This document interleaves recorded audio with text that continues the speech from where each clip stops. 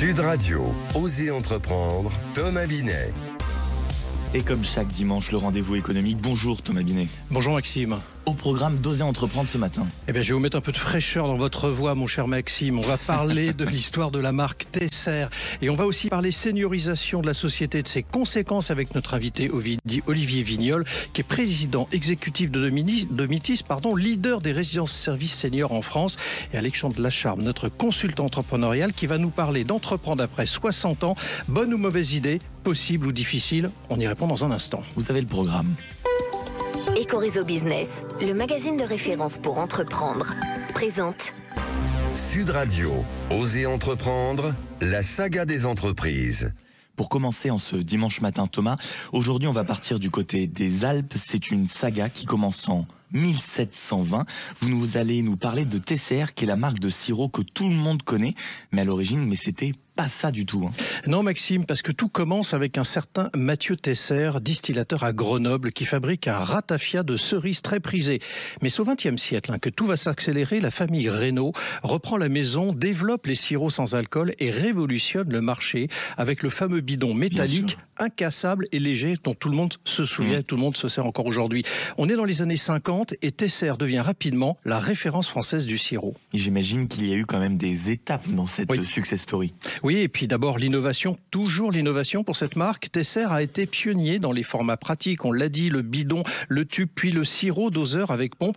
En 2007, il lance les premiers sirops zéro sucre, bien avant la tendance, mais il y a aussi eu une crise familiale, en revanche, dans les années 2000, qui se conclut par la revente à Fruité, puis à l'anglais Britvic en 2010. Malgré tout, Tesser reste une marque 100% ancrée dans le patrimoine français. Et aujourd'hui, la marque en est où? Plus fort que jamais, a priori, en tout cas c'est ce que l'on peut observer. Il n'y a pas de seniors qui se sentent aussi jeunes que Tesser. Et pour ses 300 ans, en 2023, la marque s'est fait un lifting en repensant son identité visuelle. De plus, elle mise désormais sur des recettes aux arômes 100% naturels, un design épuré et une présence toujours plus forte à l'international. Tesser, c'est l'exemple parfait d'une maison tricentenaire qui ne cesse de se réinventer. Sud Radio, Osez entreprendre, l'invité. Et l'invité en ce dimanche matin, Thomas, c'est Olivier Vignol, président exécutif de Domitis, numéro 1 des résidences services seniors en France, avec plus quand même de 200 résidences non médicalisées, 18 000 résidents et 4 800 collaborateurs. Bonjour Olivier Vignol. Bonjour. On parle beaucoup de la seniorisation de la société française, mais que recouvre ce terme très précisément ? Ça recouvre ce qu'on appelle aussi un choc de vieillissement qui va intervenir à partir de 2028-2029 et qui est lié aux conséquences des naissances très fortes d'après la Deuxième Guerre mondiale, le fameux baby boom qui va se transformer en peppy boom en 2028-2029. Juste peut-être un ou deux chiffres. Les seniors de plus de 75 ans vont augmenter de 50% entre 2020 et 2030. De 4 100 000 à 6 2 millions. Et la proportion des seniors de plus de 60 ans va tangenter les 30% de la population, alors que la part des moins de 18 ans est en décroissance. Donc c'est un choc de vieillissement auquel doit se préparer la France. Alors on va revenir dans un instant sur les chiffres que vous venez d'évoquer. Mais moi je voudrais d'abord aller du côté de François Bayrou, l'ancien Premier ministre qui fin août ciblait le confort des boomers, vous avez commencé à en parler indirectement, face à la dette laissée aux générations futures. Quelle a été votre réaction quand vous l'avez entendu ? Alors, une réaction de surprise, parce que pourquoi d'abord flaguer une catégorie plutôt qu'une autre ? Peut-être parce qu'elle est probablement avec un pouvoir d'achat, un taux d'épargne assez élevé. Donc il y a de l'argent, c'est vrai, chez les boomers en France. Et donc comme monsieur Bayrou recherchait beaucoup, il a peut-être trouvé qu'il y avait là une source facile. En même temps, ce sont des gens qui ont travaillé longtemps, qui ont cotisé beaucoup. Donc ça a été une réaction effectivement de surprise, alors même que, mais on en dira peut-être un mot, mais on peut dire que les politiques publiques du grand âge sont un petit peu l'angle mort, le parent pauvre par ailleurs des politiques gouvernementales. On va y revenir effectivement. Alors, vous avez commencé à évoquer des chiffres. Moi, j'en ai trouvé de mon côté. Sur certaines projections, à horizon 2028-29, la population de plus de 65 ans devrait passer de 21,5% à 25% de la population totale. Est-ce que c'est un risque ou une opportunité pour la France ? Alors, peut-être te répondre risque ou opportunité, c'est en tout cas un fait. C'est un fait parce que la démographie est une science certaine. Et donc les chiffres que vous citez, on pourrait en citer d'autres. Ce choc de vieillissement de la population française, et on peut dire européenne de l'Ouest, le phénomène est à peu près le même partout, il est certain. Donc risque ou opportunité, moi j'ai envie de dire, essayons de le transformer en opportunité, en tout cas parce que ce vieillissement est certain, et en tout cas il y a une nécessité à se préparer, à faire face aux besoins en termes de soins, de consommation, de logement des seniors. Alors justement, quels sont les défis de la seniorisation de notre société ? Il y a d'abord un défi médical et de la dépendance, parce que vous n'avez peut-être pas en tête, mais 40% des dépenses de la sécurité sociale se font sur les 5 dernières années de la vie. Donc quand on connaît les problématiques de financement de la sécurité sociale, donc tout ce qui peut être fait pour améliorer la santé des seniors, retarder le moment où ils deviennent, malheureusement, on le deviendra probablement tous dépendants, est essentiel. Un autre chiffre, pas abreuver vos auditeurs de chiffres, mais le coût des chutes des seniors chaque année, c'est près de 2 milliards d'euros pour la sécurité sociale et c'est 10 000 décès. Donc tout ce qui peut être fait, par exemple, en termes de prévention des chutes est vraiment essentiel. Et puis il y a une problématique autour effectivement du logement des seniors, quels sont leurs besoins, quelles sont leurs envies. Et donc on a ce défi du logement, de la santé et puis de ce qu'on appelle plus généralement les services à la personne. Alors justement, on parlait du logement, on va rester sur ce point parce qu'il est important. En quoi le logement est-il central pour la manière d'accompagner justement le vieillissement de la personne ? Il y a eu de plusieurs sujets, là, parce que vous avez cité les, entre guillemets, attaques de M. Bayrou sur les boomers, mais elle vise aussi le logement, notamment par exemple dans le parc social, on entend beaucoup, il faut que les seniors libèrent les logements qu'ils occupent, parce que les logements sont trop grands, ils sont peut-être maintenant seuls quand ils étaient 3 ou 4, donc on essaye de les pousser dehors du parc social.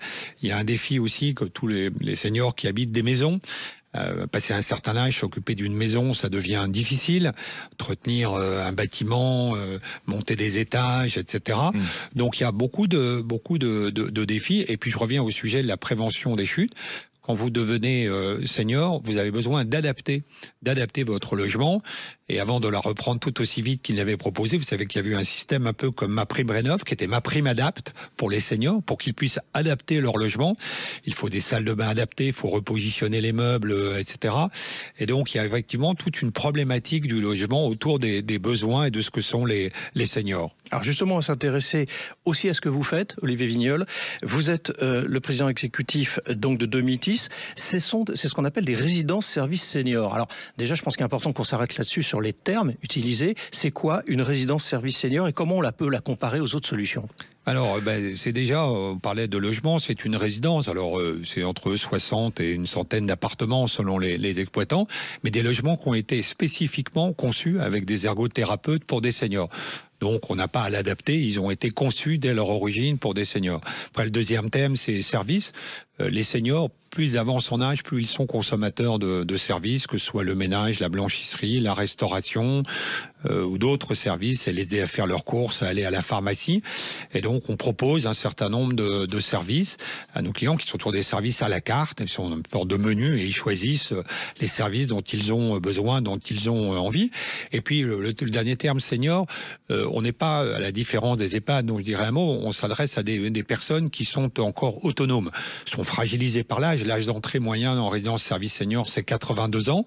Donc ce sont des gens autonomes, mais néanmoins fragilisés par l'âge, et qui viennent aussi chercher chez nous, parce qu'ils sont très souvent seuls. Beaucoup, plus de 2/3 de nos résidents sont seuls, perdu un conjoint ou une conjointe. Ils viennent aussi chercher quelque chose qui ne s'écrit pas sur une tablette publicitaire, mais qui s'appelle le lien social, et dont ils ont un grand besoin. Alors parlons argent. C'est quoi le coût d'un appartement en moyenne, si on peut essayer de résumer ça comme ça, pour quelqu'un qui voudrait rentrer chez Domitis, par exemple? Alors c'est vrai que ça dépend de la localisation, puisque là, ça dépend aussi des services que vous voudrez consommer, mais je citerai un seul chiffre. Pour un 2 pièces avec un niveau de service, on va dire, médian, chez Domitis, ça va vous coûter entre 2250 et 2300 euros par mois. Donc c'est, que vous comparez au logement traditionnel plus le coût des services que vous consommez, c'est très compétitif. Pourquoi ? Parce que, en fait, on mutualise les coûts en réunissant une centaine de personnes au même endroit. Ça nous permet de mutualiser les coûts et de proposer des prix qui sont, contrairement à ce que pensent parfois les gens, très attractifs. Alors ma dernière question, vous venez d'inaugurer votre 200e résidence à Brive-la-Gaillarde en Corrèze, 25 ans d'ailleurs après la première qui était à Dompierre-sur-Mer en Charente-Maritime. Vous dites que c'est l'occasion pour vous de réaffirmer votre vision, le bien vivre des aînés. Comment vous le traduisez concrètement pour ceux qui nous écoutent et qui peuvent être concernés ? C'est vrai qu'avec 200 résidences, on est leader de ce secteur. Donc on a, on en a profité pour faire part de notre raison d'être, qui est de s'occuper des seniors, de leur bien-être, de leur apporter des services, tout en laissant, c'est important, le libre choix et qu'ils soient toujours acteurs de leur quotidien, parce que les seniors, plus ils sont actifs, plus on prolonge l'autonomie, et c'est ça finalement le but de notre métier. Merci Olivier Vignol. Merci beaucoup d'être passé du côté d'Oser Entreprendre. Je rappelle que vous êtes le président exécutif de Domitis. Sud Radio, Oser Entreprendre, les essentiels de l'entrepreneuriat. Pour clore ce Oser Entreprendre ce dimanche matin, mon cher Thomas, nous sommes avec Alexandre Lacharme, serial entrepreneur, business angel également et consultant entrepreneurial pour Oser Entreprendre, avec quand même cette notion d'entreprendre pendant sa retraite. Oui, on va donner un prolongement à notre échange avec Olivier Vignol justement sur le fait que la retraite, c'est pas forcément oisif, on peut faire autre chose, c'est pas que du repos. On pourrait prendre ce temps pour entreprendre, Alexandre. C'est ce que vous voulez nous dire aujourd'hui. Exactement, Thomas. La retraite, on l'imagine souvent comme une parenthèse enchantée. Un temps de repos, de loisirs, de temps pour soi. Mais donc, plus en plus de seniors choisissent de faire de cette nouvelle vie un nouveau départ. Et les chiffres le confirment. Selon une enquête réalisée en juin 2025, 31% des futurs retraités se disent prêts à travailler sur un projet. Alors pourquoi on observe ce phénomène ? Eh bien parce que les motivations sont multiples. Pour certains, il s'agit de compléter parfois une pension insuffisante. Nombreux sont concernés. Pour d'autres, c'est avant tout une quête de sens, l'envie de rester actif, en mouvement, de continuer à apprendre et à relever des défis. Une question qui se pose quand même assez souvent, à cet âge-là, est-ce qu'on a vraiment les bons atouts pour créer une entreprise face aux jeunes créateurs qui arrivent sur le marché ? Eh bien, contrairement à ce qu'on pourrait croire, justement, oui. Les seniors disposent d'un capital unique, l'expérience. Ils ont un réseau solide, parfois, du temps souvent, et souvent une vraie passion, qui n'était pas forcément révélée précédemment.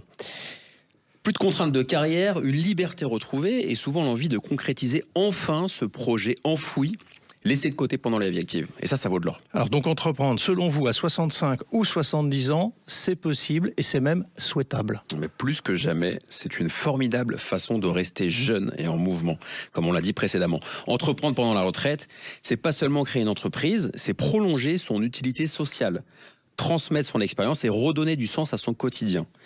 L'entrepreneuriat n'a pas d'âge, il a seulement besoin d'énergie, de passion et avant tout d'une bonne idée. Merci Alexandre. Et Thomas, on se retrouve dans quelques instants pour Oser Investir et on va parler notamment d'investissement et de succession.